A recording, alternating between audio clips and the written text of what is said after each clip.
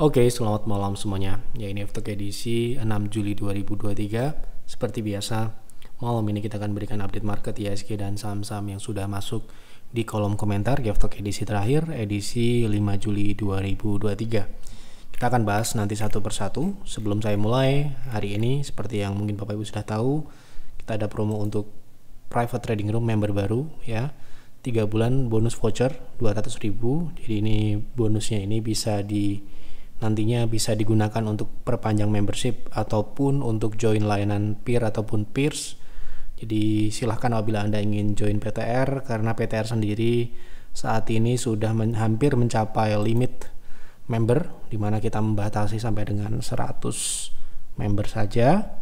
Jadi saat ini sampai dengan sore ini 94 total member kita, dan mungkin kita akan batasi sampai dengan 100 member untuk menjaga kualitas dan untuk menjaga transaksi yang natural ya, agar tidak membuat saham itu bergerak liar karena kita ada beli dan sebagainya. Ini untuk juga melindungi informasi semakin banyak, tentunya sangat sulit untuk memproteksi informasi yang kami berikan.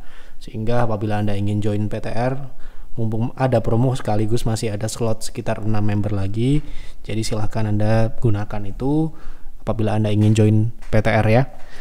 Baik, kita langsung mulai dari IHSG. Hari ini IHSG rebound naik di 6.757, mencapai target pertama yang kami pasang untuk minggu ini, yaitu di 6730, dan target berikutnya di 6810 ya. Tapi sepertinya kecil kemungkinan untuk ke 6810 karena saya lihat tadi transaksinya cukup berat untuk di sesi kedua. Jadi kemungkinan kecil untuk lanjut naik itu untuk besok ya. Jadi untuk minggu ini kita cukup bersyukur ada kenaikan sampai dengan 6.730, mencapai target pullback untuk minggu ini. Kita langsung lanjut ke pembahasan saham yang pertama. Oke, yang pertama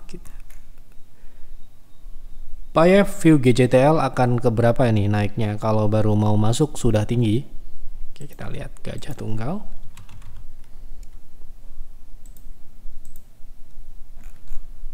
Oke, terakhir pembahasannya ini targetnya ada di 910 dan 995 dan sudah lewat jauh. Sekarang ini di 1300 ya. Ini terakhir kita bahas kalau tidak salah di sebelum lebaran ya, waktu itu kita bahas potensi kenaikan akibat adanya mudik, nanti akan ada kenaikan kinerja ya kalau tidak salah, dan kita hanya memasang di 915 995. Namun ternyata setelah lebaran besar atau Idul Adha ini terjadi lonjakan yang luar biasa signifikan ya. Jadi kenaikannya ini sudah kita bahas ini di bulan-bulan Maret April ya waktu itu, dan saat ini sudah ke 1300 ya. Ini berarti melebihi ekspektasi. Yang namanya market seperti ini bisa terjadi.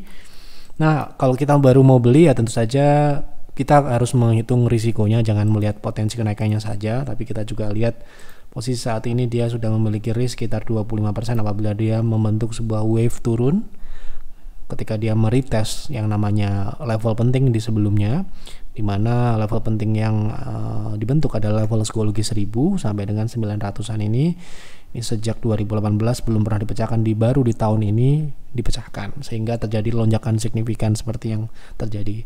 Dan berarti ada kemungkinan dia akan meretest level tersebut setelah nanti yang namanya saham tidak ada yang naik terus. Anda lihat chartnya gajah tunggal ini, ketika naik dia juga pasti akan ada turunnya nanti.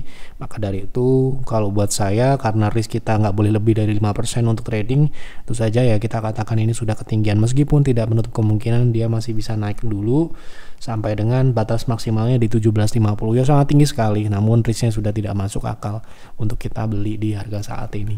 Seperti itu ya. Oke, kita lanjut ke pembahasan berikutnya. PAYEF saya masih hold, WH bisa jual ke TP2.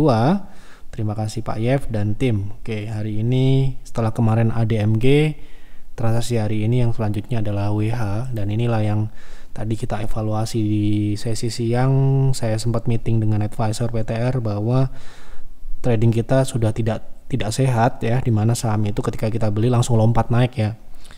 Jadi ini ya hanya yang full time atau yang siap eksekusi saja yang bisa beli saham WH ini. Ya itulah makanya kita batasi member itu sampai dengan 100. Nanti kalau sudah lebih dari 100 ya kita akan masukkan waiting list. Ketika ada membership yang habis dan tidak berpanjang, kita baru akan oper ke waiting list ya.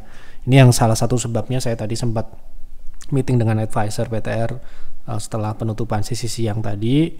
Kalau rekomendasi kita harus benar-benar diperhitungkan dengan baik, jangan sampai ketika kita rekomendasikan saham itu langsung naik, karena ya kita nggak punya kemampuan untuk menahan harga, tapi setidaknya harus ada perhitungannya, karena yang ikuti kita juga nggak sedikit. 100 itu ya ada dana besar juga, maka dari itu ya kita harus hitung-hitung, dan juga kita harus memang membatasi member kita supaya ya kita tidak enak lah ya kalau misalkan kita seolah-olah seperti kita menggerakkan harga gitu. Kita pengen yang natural, kita pengen yang normal, kita pengen yang wajar. Jadi ya kita mungkin akan membatasi member PTR itu sampai dengan 100 itu sudah. Karena di 90 ini pun beberapa kali kita perhatikan, karena saya memperhatikan transaksi PTR cukup tidak wajar, menjadi saham itu menjadi lompat volume transaksinya dan sebagainya, itu menjadi tidak enak lah ya. Maka dari itu bukan maksud kita menggoreng, tapi memang kita melihat potensi kenaikan. Namun karena ya yang ikut banyak, lagi-lagi berjamaah belinya, ya otomatis akan menjadi tekanan beli yang besar ya. Nah ini kalau Anda misalkan masih hold, kita punya target tadi kita beli di 130 atau 132, ini kita makan 2 papan aja ya. Jadi kalau misalkan ada kenaikan di atas 132 berarti itu ya kita tidak rekomen gitu loh. Jadi yang kita rekomendasikan beli itu cuma 2 papan ya, 130 sampai dengan 132. Jadi Anda boleh ajar kanan sampai dengan maksimal 132, di atas itu tidak boleh. Kenapa begitu? Karena kami tidak ingin pergerakan WH itu menjadi tidak wajar atau seolah-olah kita yang menggoreng, karena kita tidak mau seperti itu ya. Kita hanya membatasi sampai 132. Kalau misalkan ada member yang beli di atas itu ya, itu terlepas dari tanggung jawab kami ya. Jadi itu ya bukan rekomendasi kami tentunya ya. Jadi seperti itu. Nah targetnya adalah di 139 dan ini pun sudah di target 1. Hari ini naik sampai dengan 149 ya, naik 14% dalam waktu yang ya kurang lebih mungkin kurang dari 5 jaman ya. Lebih dari sesi 1 tadi tutupnya di 140-an kalau tidak salah, kemudian sesi 2 lanjut naik. Ya wajar ya karena banyak yang mengikutinya, dan menurut saya ini sangat masuk akal dia bisa naik ke TP2 karena di sini terdapat gap yang terbuka, dan menurut saya sistem yang membaca di private trading room akan membaca ini ya, karena kita menggunakan algoritma ya, termasuk menggunakan teori Gartley yang mana Bapak Ibu mungkin sudah sejak dulu sudah pernah kita perkenalkan dan sering kita bahas, di mana probabilitasnya tinggi untuk ke sana terjadi kenaikan atau penutupan sebuah gap, yaitu di 159. Kita ambil 1 tick di bawahnya karena untuk menjaga akurasi kita, target kita agar akurat gitu ya. Meskipun nanti akan ada kenaikan sedikit di atasnya tidak menjadi masalah, yang jelas member-member kami bisa menjual dan membelinya dengan sangat ya mudah gitu ya. Tapi memang ya sekali lagi kita tidak punya kontrol, tidak punya kekuatan untuk menahan harga agar tidak naik lebih cepat. Nah ini ya lagi-lagi kita serahkan ini skema pasar seperti itu ya, gimana lagi ya. Jadi ada beberapa tadi yang waduh saya ketinggalan nih saham WH dan sebagainya. Mohon maaf ya, kita tidak bisa menahan. Misalkan ada si A lagi jemput anaknya atau lagi keluar atau lagi kerja, tidak sempat memantau market, kemudian kita rekomendasi saham WH, kemudian sahamnya naik, kemudian dia nggak ikut, ya itu risiko. Ya itu resikonya. Ya karena apa? Karena kita juga nggak bisa menentukan pasti kan rekomendasi jam segini saham ini, kita akan merekomendasikan saham yang muncul di sistem saat itu juga, gitu ya. Jadi itu perlu dipahami juga buat yang mungkin masih belum bisa mengikuti PTR gitu ya. Berarti Anda tidak cocok, dan PTR tidak didesain untuk semua orang cocok, hanya segelintir orang yang bisa mengikuti PTR. Karena ya seperti yang mungkin Bapak Ibu tahu ya, tidak akan banyak orang yang sukses di market. Hanya segelintir orang saja, dan ya kita berharap PTR itu menjadi salah satu wadah yang segelintir orang mungkin yang hanya bisa mengikuti, karena ya lagi-lagi ya tidak semua orang terlahir sebagai trader, tidak semua orang terlahir sebagai investor. Ya ada yang cocok trading, ada yang cocok swing, ada yang cocok trend following, ada yang karena itu dibentuk oleh ya kemampuan masing-masing, ketersediaan waktu, skill, internet ya, modal, ketersediaan modal dan sebagainya, itu yang bisa membuat itu setiap orang itu memiliki perbedaan gitu loh. Jadi makanya ini ada member-member baru yang joinnya cuma sebulan 2 bulan, nggak apa-apa, sebulan aja ya, sebulan atau 3 bulan itu nggak apa-apa. Kalau Anda nggak cocok nggak perlu join PTR kan, nggak harus join PTR juga gitu ya. Jadi memang tidak akan semua orang cocok di PTR. Itu ya, sekali lagi, maka dari itu kalau Anda join PTR pastikan Anda ya berusaha untuk bisa mengikuti, karena PTR nggak mungkin menyesuaikan Anda, apalagi kita monitor market untuk menunggu monggo beli gitu, nggak bisa ya gitu. Jadi kalau Anda mau hold WH sampai dengan TP2 menurut saya masih bisa, karena tekanan beli hari ini juga cukup besar ya sepertinya. Ya semoga ini bukan karena kita beli ya, karena memang teknikalnya memang bagus. Tolong bahas teknikal BVIN, apakah menarik untuk swing? Bisakah entry di harga penutupan hari ini?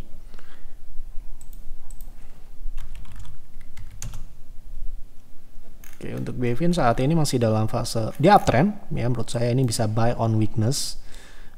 Terdapat gap di 1365, menurut saya ini mungkin akan bagus jika bisa menunggu di situ, karena itu adalah juga level support yang sebelumnya yang mungkin bisa diuji untuk kedua kalinya untuk validasi ya, untuk retest, kemudian nanti kalau dia rebound Anda bisa beli dengan proteksi yang cukup minimal karena Anda bisa berpatokan dengan support ini atau EMA 60 seperti itu.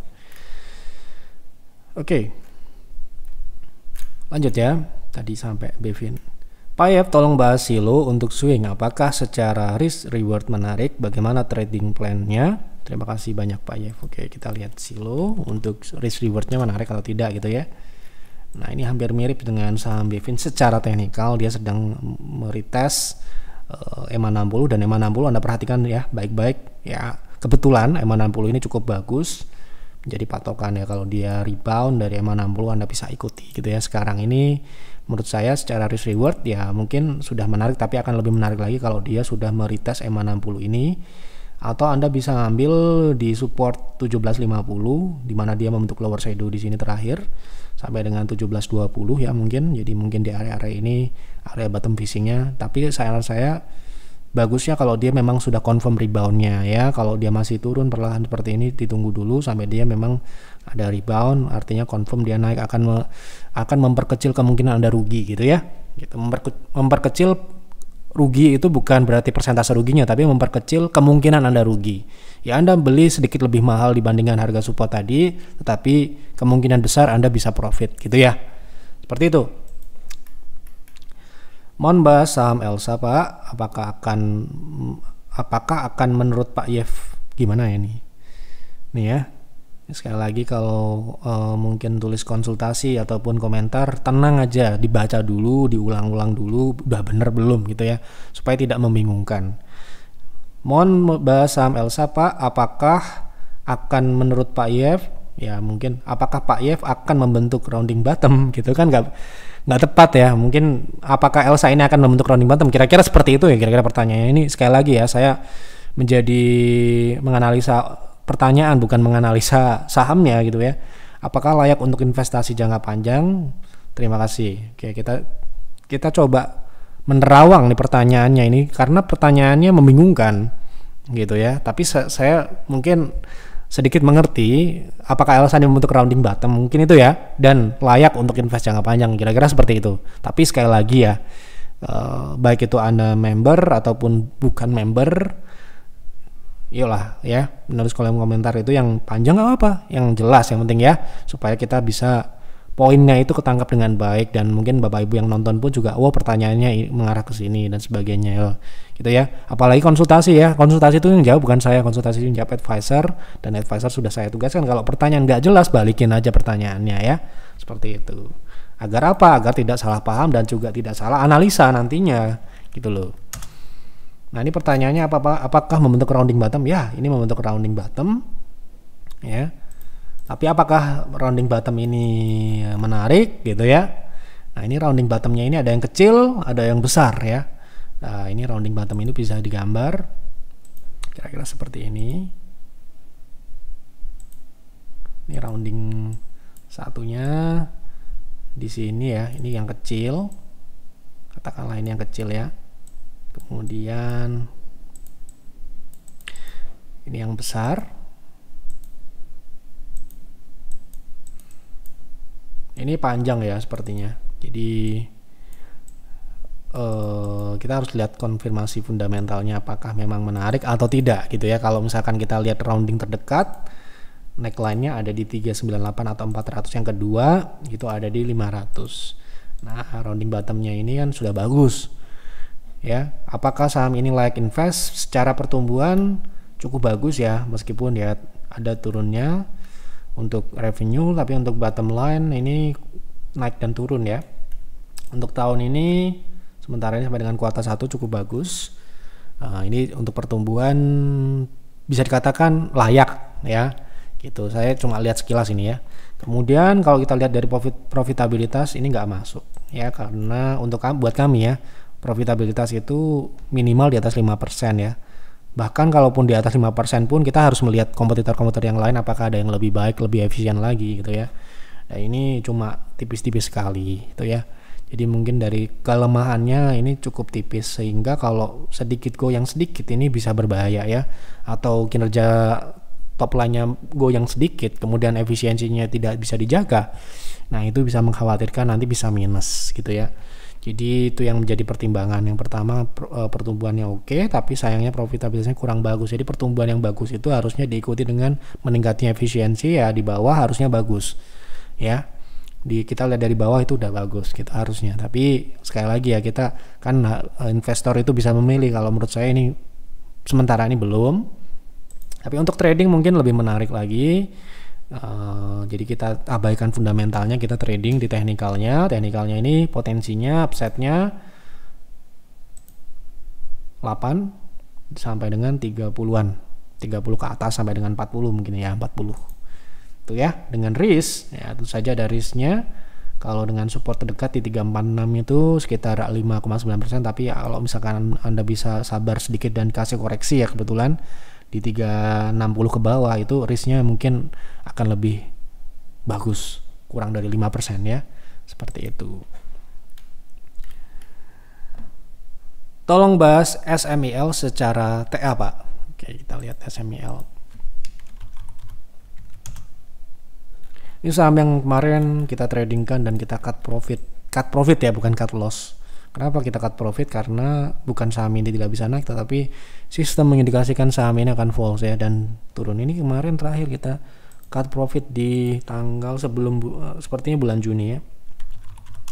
Kita kasih contoh ya, karena seperti ini ya, trading itu tidak selalu akan sesuai dengan harapan kita. Dan ya kita punya penilaian yang objektif. Kalau kita harus keluar ya keluar gitu ya. Seperti ini contohnya ya, ini salah satu yang mungkin tidak berhasil mencapai TP tetapi cut profit ya. Tahu ya, cut profit berarti kita jual tapi profit, tapi tidak sesuai dengan apa namanya nih. Nah, ini kemarin 167 kita exit dan sahamnya jatuh ya kebetulan. Nah, ini ya yang kita tidak ingin. Kita jual di tanggal, bukan kita yang buat dia turun seperti sehari ini. Kita jual di tanggal 27 ya, dan saham ini mulai turun itu kemarin tanggal 5 Juli. Jadi bukan kita tersangka yang buat turun ya. Tapi ya ini ya, orang itu selalu bilang kalau saham ini belum capai TP kita nggak jual. Jangan gitu ya. Kita harus melihat marketnya seperti apa. Market dalam artian dia sahamnya itu sendiri. Kalau teknikalnya memungkinkan ke TP2 atau TP1 misalkan ini belum mencapai TP1 ya kita bisa hold. Tapi kalau tidak memungkinkan dengan penilaian yang objektif ya kita akan jual, sekalipun itu cuma profit 0,0 misalkan. Kita rugi fee-nya ya nggak apa-apa daripada dibanting seperti ini. Gitu ya. Ada yang ngeyel itu bahasa Jawanya ya. Orang itu, wah saya beli saham ini kalau nggak ke TP sana saya nggak mau jual. Alhasil dibawa turun dan nggak mau cut loss lagi. Waduh, meeng ya kalau gitu caranya. Kita nggak bisa ngeyel di market itu. Kalau sistem mengatakan sell atau strategi kita mengatakan sell, jangan dilawan. Ya kita punya aturan yang dipatuhi itu loh. Ya seperti ini contohnya. Ini secara teknikal pertanyaannya ya, ini untuk edukasi aja. Secara TA saham ini memang polanya rounding top ya. Rounding topnya seperti ini, sehingga kenapa kok dijual tidak menunggu TP1 tercapai. TP1-nya di berapa sih? Kita kemarin beli di 164.162. Kemudian TP1-nya 175 sampai dengan 175 ya. Enggak sampai ya? Oh, sampai enggak ya? 174 172. Jadi memberikan kesempatan beberapa kali dia naik sebelum jatuh. Gitu ya. Nah ini ya, ini pembentukan roundingnya ini. Nah kalau dia bisa rebound lagi seperti ini, bagus. Nah ini tepat di trend line kalau dia bisa rebound seperti ini. Tapi sepertinya dia akan false dulu, turun dulu ke 130-an, kemudian kalau dia rebound itu bagus. Tapi sekarang ini kan jangan ditangkap dulu karena ini seperti ini candlenya ya, artinya ini mengindikasikan tekanan jual dengan volume yang besar. Seperti itu. Kalau dia ada rebound aja diikutin. Oke, seperti itu. Pak, mohon diupdate saham Cars untuk jangka pendek. Apakah berpotensi menutup gap 106 dan 120? Saya ada di harga 83,5. Gap di berapa tadi? 106, 120. Kita coba cek di situ ada gap enggak. Oh ya, ada ya. Ya, sepertinya karena ini dia konsolidasi, dia akan uji dulu 100 ini level psikologis ini 1 2 ketiga kalinya. Kalau dia berhasil ya ke sana arahnya. Tapi sementara ini mengarah ke sana ya. Kemungkinan besar ke sana, ke gap. Oke. Lanjut. Mohon bahas SMDR, apakah mulai uptrend jangka menengah? Kita lihat SMDR. Jangka menengah berarti kita harus pakai weekly ya. Nah ini sementara ini dia sedang konsolidasi. Konsolidasinya di rentang 350 sampai dengan 412. Jadi kalau dia bisa break di atas ini mungkin masih bisa konsolidasi juga. Menurut saya belum uptrend ya. Ini akan konsolidasi di area-area ini dulu ya. Kemungkinan saat ini masih menguji 400. Kalau dia bisa break, dia bisa lanjut ke 432 sampai dengan 472. Jadi pertanyaannya kan tadi, apakah sudah mulai uptrend jangka menengah? Belum, konsolidasi ini ya. Bagaimana kita tahu konsolidasi misalkan? Nah kita coba telanjangi chartnya. Nah kita lihat moving average-nya ini mendatar atau naik. Nah ya, cukup seperti itu ya. Kemudian kita juga bisa lihat ini ya. Ya ini dia ada seperti makan ke atas MACD-nya, tetapi kan ini masih flat seperti ini. Nah kalau dia sudah mulai trending itu seperti arahnya sudah terlihat, ya seperti itu. Nah sedangkan sekarang ini moving average masih mendatar seperti itu. Ya menurut saya seperti itu ya. Kalau menurut yang lain beda ya nggak apa-apa. Tapi menurut saya seperti itu. Konsolidasi. Salam Pak Yep, boleh minta tolong saham LPLI dari segi fundamental. Oke, kita lihat LPLI. Star Pacific. Fundamentalnya aja ya. Oke, kalau kita lihat dari fundamentalnya ini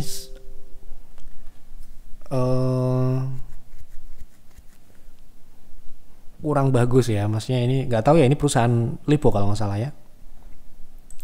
Lipo bukan ini. Oh ya, ini induk ya sepertinya, dan saya rasa ini sangat tergantung dengan anak usaha ya. Kalau tidak salah coba dicek. Makanya di sini kan secara operasional dia minus, tapi beberapa tahun 2000 berapa? 2021, kemudian 2022 kemarin plus, karena di sini ada pemasukan non operasionalnya gitu ya. Baik itu bisa penjualan ya dari aset atau dari perusahaan anak dan sebagainya. Ya, dan ini menurut saya kurang bagus ya kalau menurut saya loh ya, karena ya secara dari pertumbuhan kurang bagus, bisnisnya bukan organik gitu ya. Tergantung dengan yang lain-lain. Nah, anak-anaknya mungkin ada yang bagus ya, siapa tahu ya, yang menyumbang porsi besar ya, mungkin bisa dilihat. Tapi kalau untuk LPLI-nya kalau saya mungkin trading ya nggak tahu ini ya.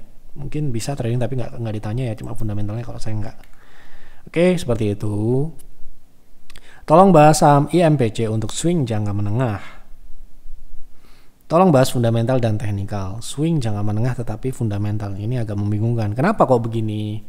Ya, karena nanti kalau kita bilang fundamental bagus dan kemudian swingnya juga bagus, nah setelah dibeli sahamnya turun, niatnya trading dirubah jadi investasi, itu kan jadi tidak tepat. Karena cara kita masuk, cara kita beli, cara kita bertransaksi antara investing dengan trading itu sangat berbeda. Ya. Jadi saya akan ambil untuk swing aja ya, swing jangka menengah. Swing jangka menengah ini ya kita menggunakan weekly ya. Kalau swing jangka menengah menurut saya ini swingnya juga sudah lewat. Bahkan kemarin di PTR kita sudah take profit saham ini stock call ya. Di stock call ya, sorry, udah mencapai TP stock call. Jadi ya untuk saat ini risknya sudah sangat tinggi. Ini sudah turun 7% juga. Stock call di edisi berapa gitu ya. Ini sebelum stock split kemarin kita sudah bahas juga. Ya toh. Edisi Juni ya, edisi 18 Juni gitu ya. Kita buka. Kalau kita mau swing jangka menengah pun menurut saya ini sudah ketinggian karena ya mungkin ini sudah mencapai target naiknya dan swing naiknya ya. Swing naik itu kan terjadi setelah dia membentuk swing low. Nah, sekarang ini dia baru akan membentuk swing low. Ya, swing low-nya ini yang di berapa itu ya. Jadi ini sekarang ini belum, menurut saya ini candle-nya satu ini untuk weekly ini sepertinya akan mengindikasikan dia akan turun kembali ke 330 atau ke 320-an dulu. Jadi mungkin untuk swing nunggu di situ agar apa risknya juga kecil gitu ya. Nah, ini ya target kita aja di 406 ya. Inilah. Nih targetnya 406. Jadi sekarang ini ya relatif sudah tinggi gitu ya. Rekomendasi kita waktu kemarin itu waktu swing naiknya baru dimulai itu di 350-an ya gitu. Tapi kan swing naiknya itu sudah berjalan dan sekarang ini turun. Nah, dikhawatirkan dia akan turun kembali ke 340 ke bawah. Maka saran saya kalau mau swing tunggu di situ dan pun harus tunggu konfirmasi dia memulai swing naiknya kembali. Kalau swing turunnya masih berjalan, ya wes tunggu aja gitu ya. Pak Yef, tolong bahas technical Excel bagaimana potensi untuk swing. Excel untuk swing. Oke, untuk swing sepertinya ada potensinya. Setelah dia berhasil bertahan seperti ini, dia confirm di atas EMA. Menurut saya ini akan swing lanjut ya. Terakhir dia swing di 2130. Ini bisa menjadi target yang paling tidak ke sana. Itu berapa persen? 4% aja, tetapi sepertinya tidak akan hanya di situ ya. Harusnya bisa ke 2200, yaitu sekitar 8%. Kemudian sampai dengan 2417% dengan risk saat ini yang cukup menarik, itu sekitar di bawah 2000 ya, di 1970 itu sekitar 3% aja. Seperti itu. Jadi menarik lah menurut saya. Pak Yep, mohon dibahas saham IS untuk trading. Belum lama sempat beli di 119 tapi kemudian kena turun dan auto sell di proteksi 116. Sekarang malah jadi 130. Oke. Kemarin kita juga beli ini ya di PTR di 120. Targetnya di 127 160. Saham ini cukup alot ya di 120-an ini. Kenapa begitu gitu ya? Nah, ini dikarenakan memang saham ini sudah mencapai TP jangka menengah kita. Ini kita invest di saham ini di Pierce ya. Dan ini sekarang ini sudah apa namanya? Sudah mencapai TP 1 ya di 120. Jadi kemungkinan besar banyak member kami yang sedang ini beberapa kali dia 120 130 ini ya. Maka dari itu ya cukup hati-hati kalau beli di sini, takutnya diguyur turun ke bawah. Apalagi kan baru dividen ini ya, cukup sering dividennya. Kalau secara teknikal menurut saya ini masih akan naik ya, dimana kita punya target di stock call, di PTR sendiri itu di 160 ya, setelah 127 itu cukup tinggi di 160 dan di jangka menengah sendiri secara teknikal dia masih bisa naik, ini rounding juga, potensi 160 juga sampai dengan 230 gitu ya. Jadi kalau misalkan kita beli saham ini di area yang cukup tinggi kemudian kena fall signal ya di cut loss itu nggak apa-apa. Asalkan kalau dia balik bagus lagi bisa di buyback lagi. Karena apa? Potensi naiknya masih ada. Dengan risk yang dibatasi. Risk yang dibatasi itu nggak apa-apa, bagus. Kalau Anda nggak biasakan seperti itu, nanti dilalah Anda kena apes. Anda nggak proteksi karena, wah ini saham ini masih bisa naik nih. Misalkan IS masih bisa naik ke 160 nih. Ternyata gagal. Lah, itu kan meeng. Wah, mau cut loss sudah mager karena lossnya sudah kadung besar gitu ya. Sudah terlanjur besar gitu ya itu. Jadi mendisiplinkan diri cut loss kurang dari 5% itu menurut saya harus ya. Jangan sampai kebablasan dan membuat Anda, aduh sudah terlanjur besar nih mau cut loss. Akhirnya nyangkut dan nyangkut. Ya namanya duit, ya kalau duit Anda ada limitnya, nggak mau cut loss nggak apa-apa. Ya kan? Terus Anda punya banyak karyawan yang memantau setiap saham atau setiap 10 saham gitu ya. Kalau Anda punya mata dua dan duitnya cuma terbatas seperti kita ini, seperti saya ini yang duitnya cuma sedikit, ya saya akan sayang-sayang kalau kira-kira kita trading beli kemudian kena cut loss, ya kita cut loss. Kenapa begitu? Ya kita bisa trading lagi habis itu. Cut loss kan biasa. Ya, bukan sebuah hal yang memalukan ya. Sebuah hal yang membanggakan karena Anda berani melawan diri Anda gitu ya. Berani disiplin ya. Yang tidak banyak di luar sana yang banyak mengedukasi seperti ini ya, karena kita sering kali juga memberikan contoh gitu ya. Di kinerja kita juga selalu ada cut loss-nya gitu ya. Ya itu adalah natural dan wajar terjadi. Dan seperti itulah yang kenapa kok PTR sampai bisa berumur 7 tahun, PIR bisa berumur 6 tahun ini gitu ya. Karena kita rajin cut loss. Rajin cut loss, nggak apa-apa ya. Rajin cut loss sesuai dengan trading plan. Seperti itu. Kalau Anda nggak mau rajin ya cepat atau lambat duit Anda habis. Ya kalau duit, sekali lagi pengecualian kalau duitnya nggak ada digit atau duit Anda nggak terbatas gitu ya, itu pengecualian. Anda nggak perlu cut loss, kalau masih bagus ya udah di hold aja gitu ya. Gitu. Tolong bumi untuk investasi apakah cocok? Terima kasih Pak Yep. Sudah pernah kita bahas juga untuk bumi ini, karena ini adalah komoditas dan komoditasnya sekarang ini tidak bagus, sudah fase cuci piring ya. Menurut saya nunggu fase berikutnya, jadi nunggu aja nanti kalau dia sudah mulai bullish lagi. Secara fundamental dia membaik ya. Kalau dia dari 2022, tapi 2022 pestanya sudah berakhir, dia sahamnya sudah naik ya toh. 2022 kuartal 3 dia sudah mencapai peaknya di 248. Setelah itu apakah bisa ke sana lagi? Kita akan lihat ya. Sampai dengan kuartal 1 ini masih bagus ya, karena memang masih memang belum lebih rendah dari 2022 ya. Kalau kita lihat rata-rata harga batu bara, kemudian kita lihat dari penurunan sampai dengan 120 sampai dengan 140 itu masih kemungkinan akan menjaga kinerja emiten batu bara, tapi kemungkinan ya sampai dengan akhir tahun sulit untuk mengalahkan 2022. Sehingga ya kenapa kok terjadi take profit besar-besaran dan terjadi dividen besar-besaran di sektor ini, karena ya itu tadi, mengantisipasi itu tadi gitu loh ya. Jadi kalau menurut saya kalau trading gak masalah ya. Untuk jangka pendek saat ini dia juga mulai naik dengan potensi pullback di 132, 150 seperti itu. Oke, sudah kita bahas semua. Sekali lagi, apabila Anda ingin join private trading room, Anda bisa join menggunakan promo 7.7, dan ini adalah tersisa 6 ya untuk sesuai dengan kuota ini. Nggak tahu nanti adminnya seperti apa. Yang jelas saya sudah wanti-wanti jangan sampai lebih dari 100. Dan untuk menjaga agar transaksinya natural, agar ketika kita rekomendasikan saham itu tidak langsung naik kencang gitu ya, seperti hari ini, itu cukup ya membuat kita kerepotan menjawab, aduh saya tidak dapat nih, gitu ya. Itu saja yang dapat saya sampaikan. Sekali lagi, apa yang kami sampaikan di sini sifatnya adalah prediksi, opini pribadi, bisa benar dan bisa salah.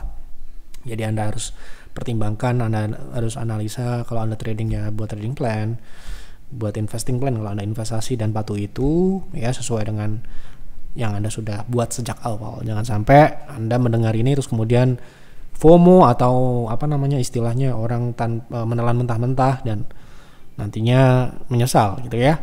Oke, itu saja yang dapat saya sampaikan di F-Talk malam ini. Mungkin ini F-Talk edisi, nggak tahu ya, besok hari Minggu saya akan keluar kota dalam waktu seminggu karena adik paling kecil saya menikah dan saya harus datang selama seminggu karena acaranya di kampung. Saya ini orang desa dan orang kampung, jadi acaranya cukup panjang, tidak singkat.